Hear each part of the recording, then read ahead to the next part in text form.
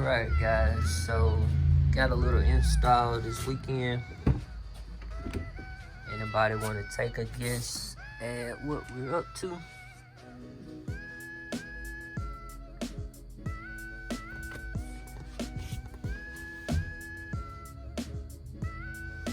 Yeah, we're getting amongst it. Exploring uncharted territory, but so far everything's actually been coming along pretty smooth. Alright, update. So I got the main harness ran and snaked through here, coming out the top where the MMI display was. So that's where it's supposed to be. These two pink wires right here are going to tap in to our center speaker. That would be the speaker that's used for like the Hey Siri function. And down here in our glove box compartment, if you look at this box right here, you see that? That is your main CAN bus. So that's basically what controls all the electronics in the car. So the way this unit is going to be able to communicate and support the factory MMI function is that this plug right here is going to go into that slot, and the factory plug will plug into this slot.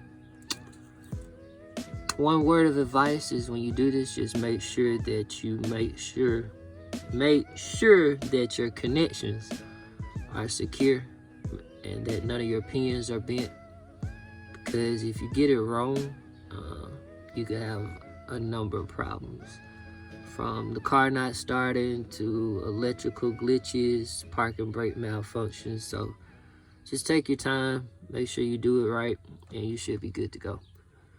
So once I do that, only other thing I need to do in this area is drill a hole in the side of the glove box so I can pass this USB cable through.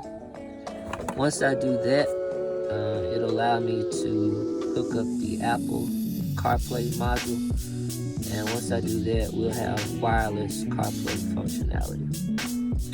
So, yeah, we're making headway slowly but surely. So we gotta drill a hole, pretty sizable hole, to pass this USB port through.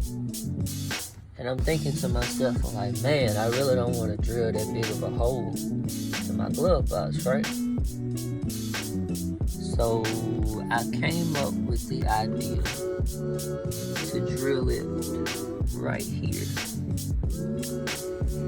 for two reasons.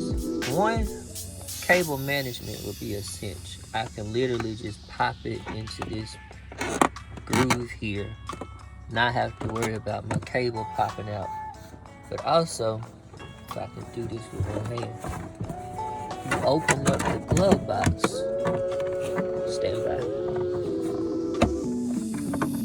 The hole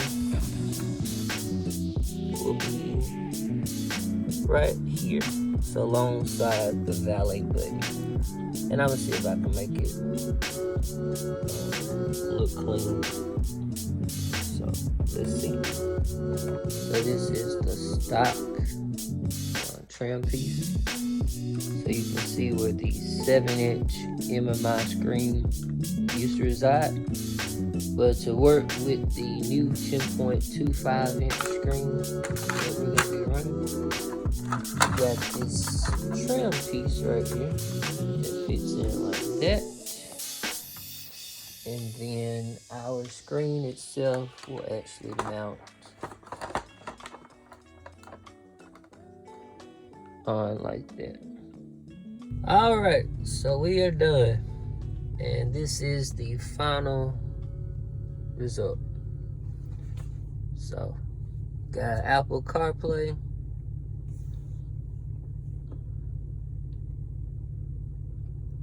Not only is it touch control, You can also control it using the MMI knob.